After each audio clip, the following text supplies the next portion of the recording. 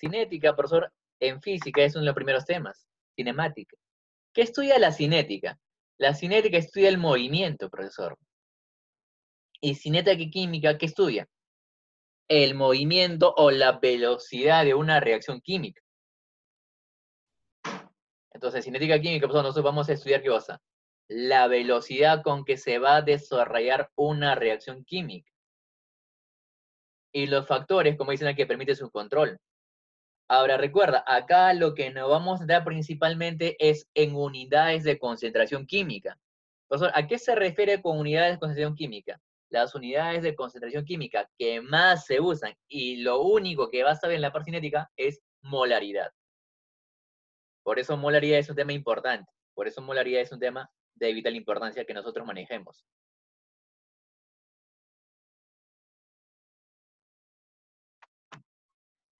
Entonces vemos una pequeña gráfica. Vemos la velocidad de los productos y la velocidad del reactante. Si observo la gráfica, ya tengo que aprender a interpretar.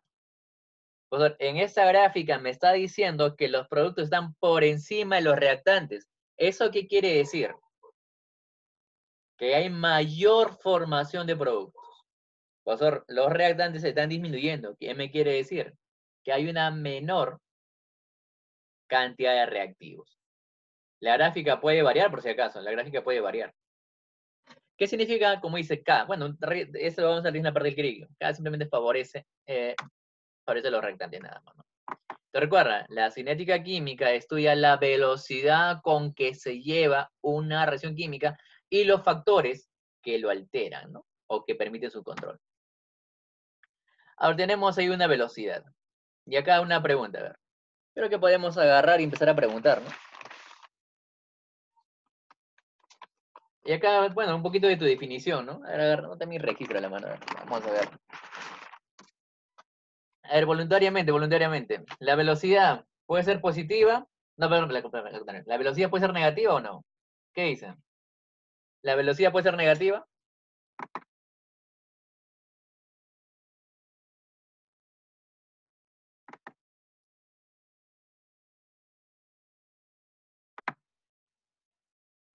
Ya yo tengo, profesor, nitrógeno, hidrógeno y amoníaco. Me dicen que la velocidad de formación vale 10.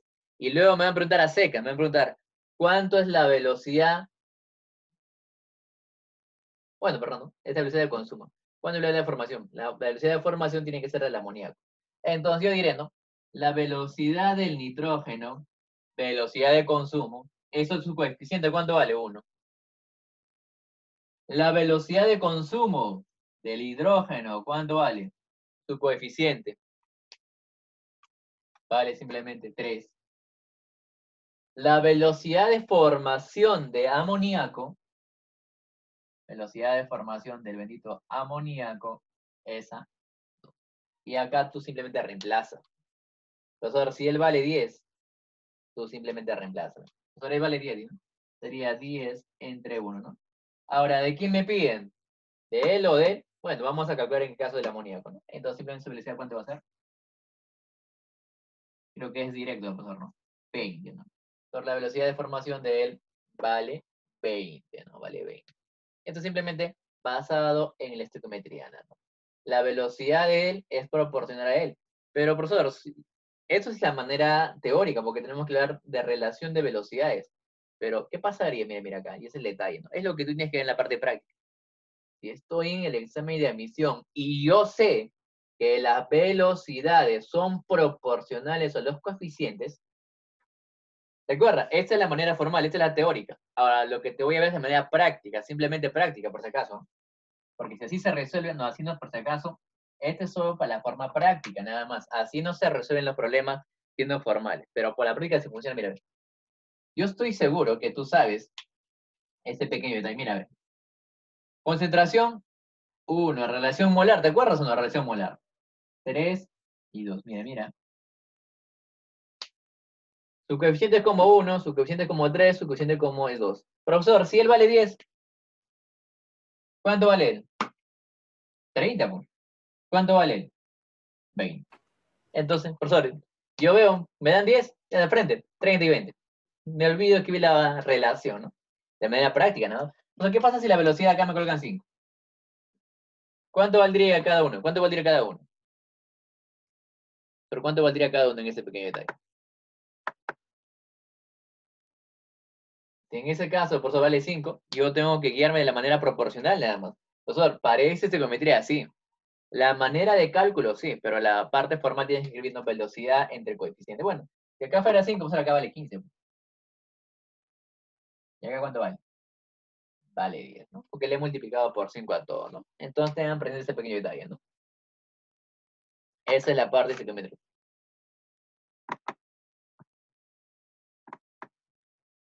Entonces compartimos la pantalla y listo, ¿eh? Entonces nosotros ya manejamos, mira, ya manejamos, ¿eh? Sabemos que si la velocidad es negativa, me están dando velocidad ¿de quién? De los reactantes. Si la velocidad me sale positiva, me está hablando de los productos, pero siempre tengo que asumir que tiene que ser positivo. Ahora, la velocidad y la estoiquiometría. Y tal como hemos visto el ejemplo, viene en admisión. La velocidad es proporcional a los coeficientes.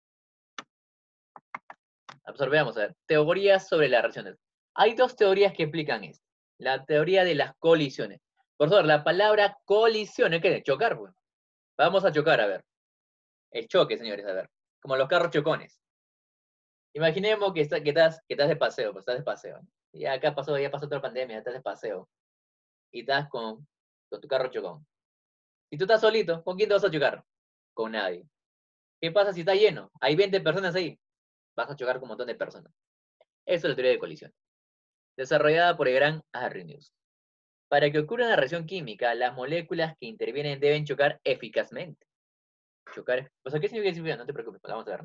No todas las colisiones son eficaces. Para que una colisión sea eficaz, las partículas deben poseer energía y dirección adecuada. Por ejemplo, mira, yo tengo ahí un choque, a ver. El choque no eficaz y el choque eficaz. Te menciona, ¿no? Para que haya una reacción química, la teoría de colisiones o de choques me dice, para que la reacción química se logre desarrollar, lo que tiene que haber es un choque eficaz. Ese choque eficaz, ¿qué tiene que tener? La cantidad necesaria de energía y la dirección indicada. Por ejemplo, en el primer caso, cuando hay un choque, por eso no hay ninguna reacción química, porque no tienen la orientación adecuada. En el segundo caso, ¿qué pasó con las moléculas? Tienen otra orientación. En ese caso, sí hay una orientación adecuada. Nunca te olvides, para que una reacción química se desarrolle según la teoría de colisiones o de choques, tiene que haber una orientación y energía necesaria. Si no hay orientación, no hay reacción química. Si no hay energía, no hay reacción química, ¿no? Esta teoría es sencilla, profesor. Ahora, la teoría del complejo activado. Esta teoría admite la existencia de ¿qué? De las colisiones, pero dice, ¿no? Supone la formación de un conjunto de productos intermedios llamados complejos activados, que formarán los productos finales. El complejo activado es una clase de partículas presentes entre el estado inicial y estado final de los productos. Para que se produzca el complejo activado se debe llegar a la energía mínima necesaria, profesor, o la energía de activación. Entonces, en esta teoría, ¿qué es lo que me dice? Que para que haya una reacción química, tienen que tener la suficiente energía para llegar ¿a dónde? Al complejo activado. Profesor, ¿qué pasa si no llega al complejo activado? Simplemente no va a pasar nada, ¿no? Oye, pero estamos adelantando. Recuerda, en esta teoría me dice que tiene que haber la energía suficiente para llegar al complejo activado, ¿no? Algo gráfico nada más, algo gráfico, algo pequeño nada más, algo pequeño. Mira, la teoría de choque es simple. Para que haya reacción química tiene que haber orientación y energía suficiente. Cuando hablamos del complejo activado, eso ya habla desde el punto de vista energético. Colocas tu recta, ¿no? Y te dice, ¿no? Vamos a formar de nuevo, vamos a formar amoníaco. Vamos a formar amoníaco, nitrógeno más hidrógeno. Entonces dice, ¿no? Si que quieres que haya reacción, tiene que llegar hasta este punto. y luego recién se da el amoníaco. ¿Qué pasa si ellos llegan hasta este punto? No hay reacción. O sea, ¿qué pasa si llegan un poquito más arriba? Cerca, cerca, cerca. Tampoco, no hay reacción. Para que haya reacción química, ellos tienen que llegar acá, al punto más alto. ¿Y este punto más alto cómo se llama? Complejo activado. Es simple, ¿ves? ¿En qué consiste la teoría del complejo activado? Que para que haya una reacción química, tienen que tener la energía suficiente para llegar al complejo activado. Si tiene la energía suficiente para llegar al complejo activado, entonces sí se da la reacción química. Si no llegan al complejo activado, no se da la reacción química. Así de simple nada más, ¿no? Así de simple. Simple, profesor. Simple y fácil, ¿no? Simple y sencillo, ¿no? Es lo que te que decir. Ahora, la otra pregunta, profesor. ¿Qué cosa sucede en el complejo activado? ¿Sucede magia? ¿Sucede...? Entonces, otra pregunta clásica que viene en ¿no? Ya venido Uni hace poco. ¿Qué cosas sucede en el complejo activado? Por si acaso, en el complejo activado se rompen enlaces y se forman nuevos enlaces. Eso es lo que sucede en el complejo activado. La formación y el rompimiento de nuevos enlaces. Entonces ya hemos visto la teoría de choque, la teoría del complejo activado. Ahora, ¿qué es lo que vamos a ver? Los factores que afectan la velocidad. ¿Qué velocidad? La velocidad de una reacción química. Los factores que afectan la velocidad de una reacción química. Veamos a ver. Tenemos ahí a 5, ¿eh?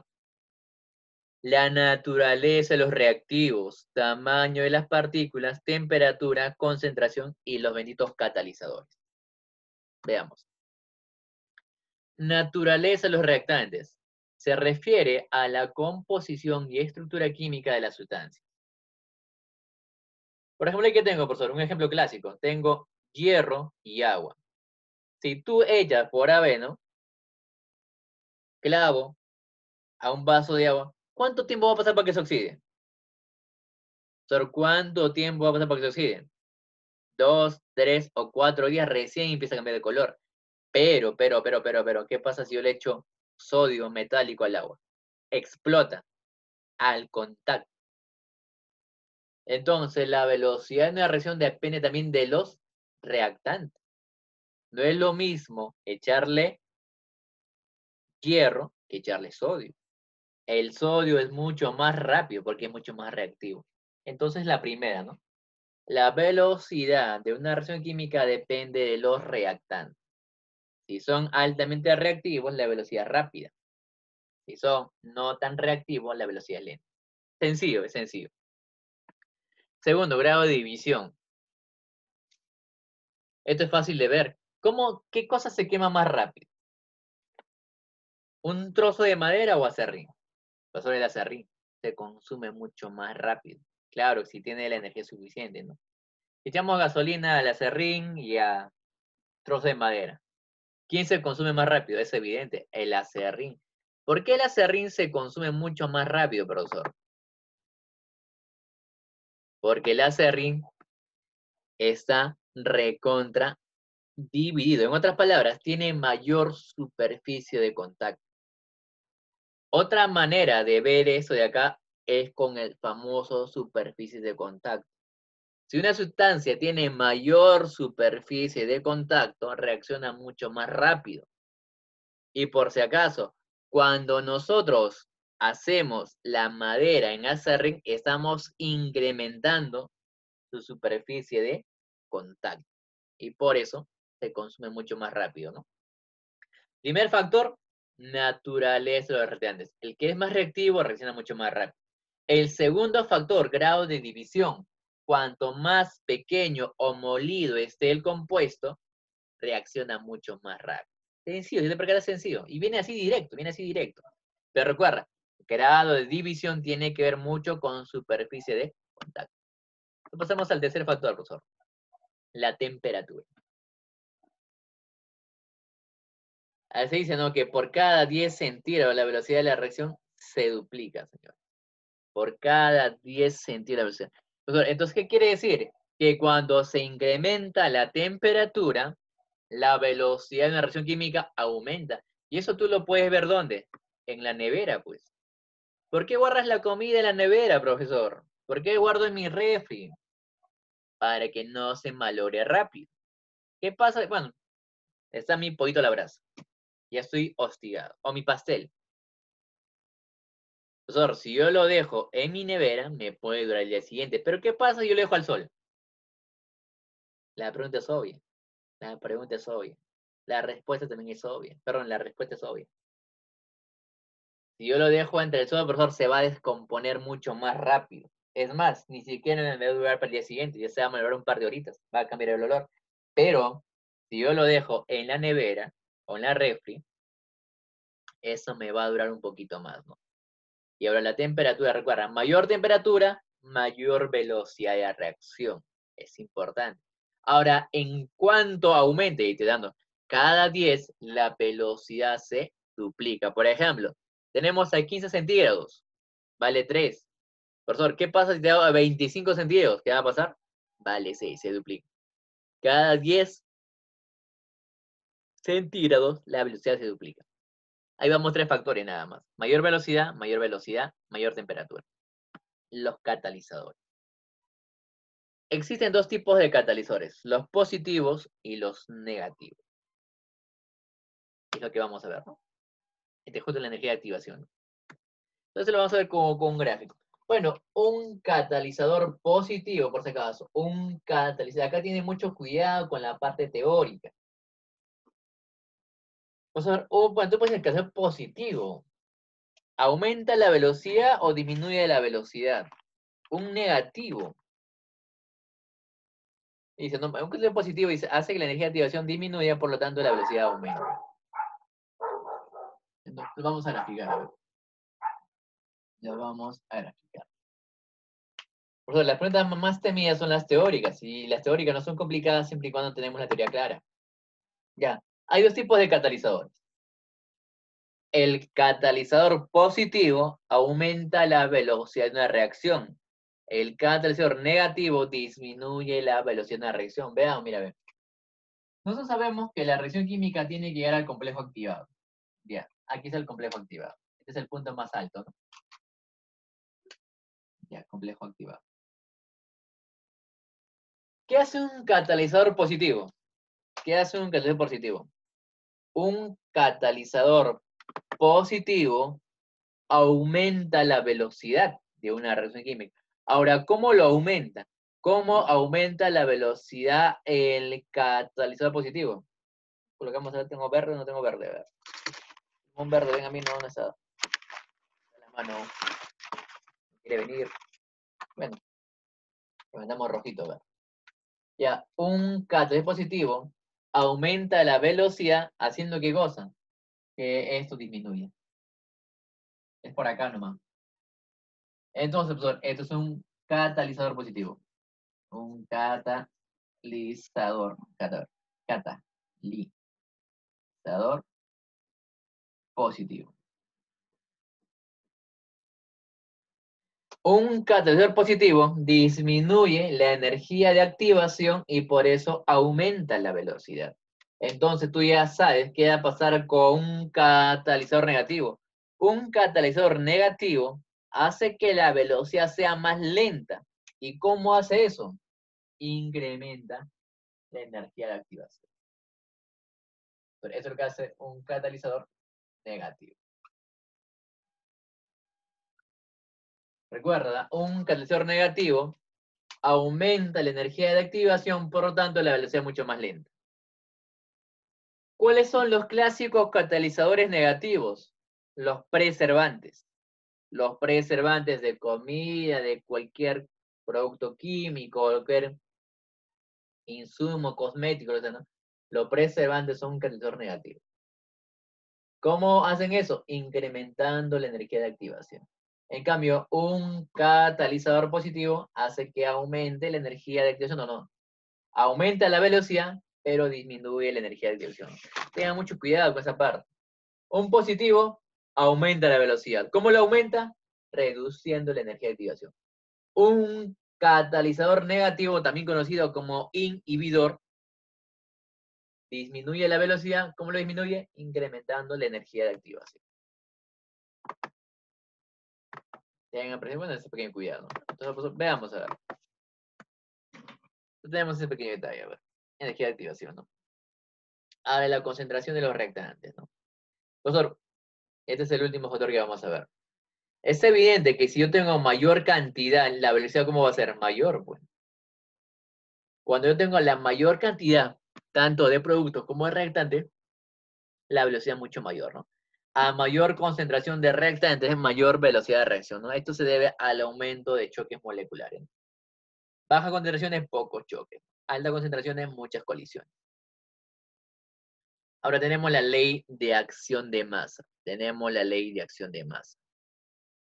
Y acá comienzan los problemas. Acá la gente se maltrata. ¿Por qué? Ya que empiezan a volar, ¿no? En academia, acá adelante, acá planta empiezan a volar.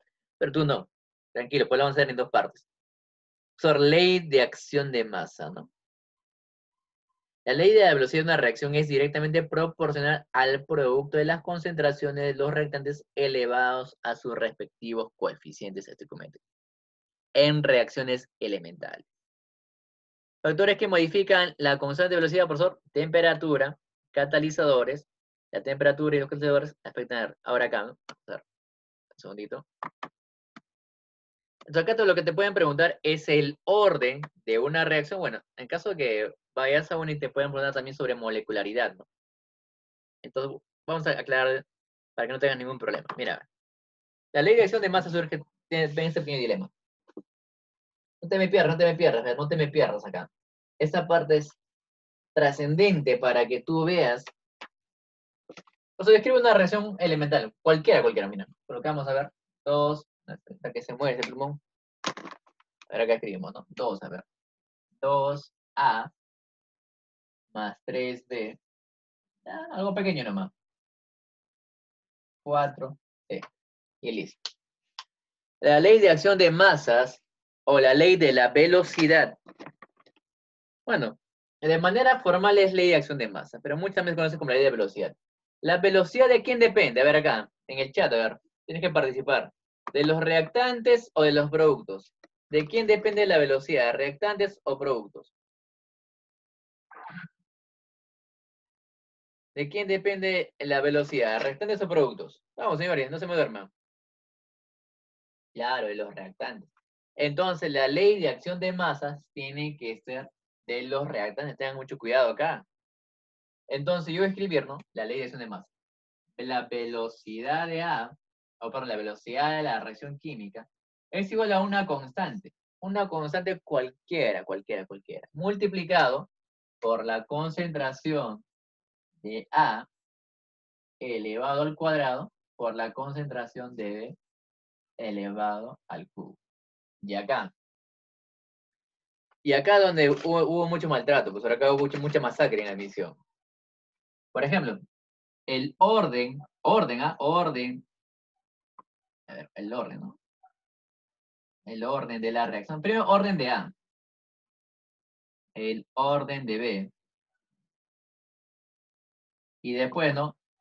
Bueno, acá, ¿no? El orden de la reacción, ¿no? El orden, donde empleamos el orden de la reacción, ¿no? El orden de la reacción. Cuando es una reacción elemental, acá mucho cuidado, mira, ve. Cuando la reacción es elemental, solo cuando es elemental, el orden de A coincide con esto. Entonces, ¿el orden de A cuánto vale? 2. Solo porque es una reacción elemental, el orden de B, ¿cuánto sería? 3. ¿Cuál sería el orden de la reacción? La suma de los dos sería 5. Así de simple, así de simple. Profesor, tienen que decirte que el orden de la reacción, siempre y cuando esto se aplica para reacciones elementales. En una reacción elemental, este de acá coincide con él. Este de acá coincide él. Ahora, ¿cómo yo voy a reconocer una ecuación elemental? Una ecuación elemental te lo pueden presentar de varias maneras. Una ecuación elemental, a grandes rasgos, es una ecuación que se da en una sola etapa. Entonces, profesor, ¿qué pasa si, bueno, qué pasa si yo coloco esta pequeña reacción? Mira, ve. Bueno, he venido en San Marcos, si no me equivoco, estamos en 2020, ¿no? 2019. 2019. Coloco acá, ¿no? A más B me genera C, y acá coloco C más E me genera D. Y bueno, acá tiene, bueno, acá se tiene que ser D, ¿no? Y listo. Y abajo aparece la suma, ¿no? Entonces simplemente sería A más B más D me genera simplemente E. Esta reacción no es elemental. ¿Por qué? Porque se da en dos etapas. Una reacción elemental es aquella que se da en una sola etapa. En otras palabras, en una sola reacción. Y si es elemental, se cumple, ¿no? Que estos son iguales, estos son iguales. Y el orden es igual. En cambio, una reacción que se da en dos etapas no es elemental. Entonces, a Marcos colocaron así, de esta manera. Y tú tienes que observar, ¿ah? Profesor, se da en dos etapas, por lo tanto no es elemental. Ahora en Uni ha venido de esta manera. ¿Cómo yo detecto que es elemental? Y han colocado de esta manera, ¿no? Acá tengo la gráfica, y acá tengo la otra gráfica. Una reacción elemental se da en una sola etapa. Gráficamente, ¿cómo lo reconozco? Solo tiene un punto alto. Un solo complejo activado. Una sola etapa. En cambio, si colocan eso acá, no, uno, dos. Profesor, esta es una reacción que se da en tres etapas. Cada punto más alto es una etapa. Una etapa, una etapa, una etapa. Tres etapas. Recuerda, una reacción elemental lo puedo reconocer porque se da en una sola reacción, una sola etapa, ¿no? Ahora, ni bien se acaba esto, tienen que volverse a conectar todos, por favor. Todos se vuelven a conectar. Todos tienen que volverse a conectar, porque el tiempo ya finalizó.